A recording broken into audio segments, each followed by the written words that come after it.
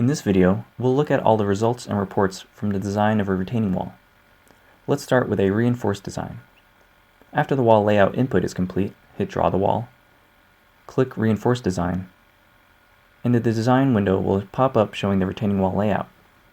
You can look at the retaining wall layout here, or if you hit Save, you can then open the wall in AutoCAD. It'll show the Geogrid lengths and bearing capacities at the bottom with the changes, and show all the different blocks with the location of Geogrid layers in all elevations. You can see MagnumStone standard blocks, standard base blocks, top blocks that are half high, half width blocks, and corner units. If we go back to the main window, you'll see this Quantities tab that shows the number of each block in the wall. It also shows the wall area, the amount of backfill needed behind the wall, and for reinforced designs, it includes the Geogrid area.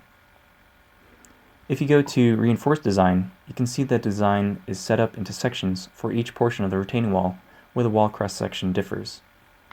You can look at any cross-section and have the same options that were shown in the previous video for creating a cross-section. You can also choose a cross-section and look at the global stability.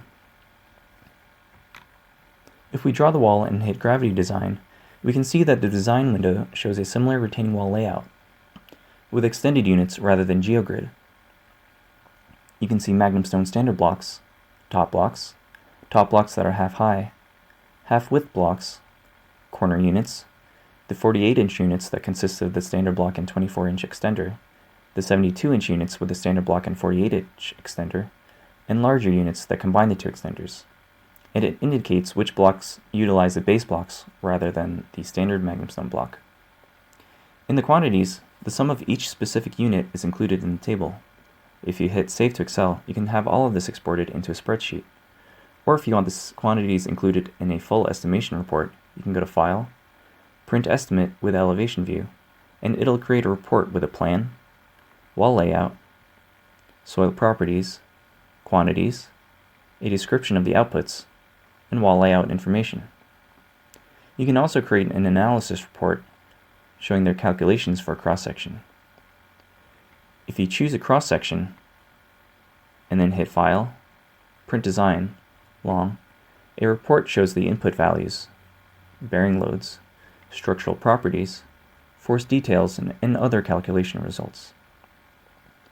That covers all the results and reports for retaining wall design.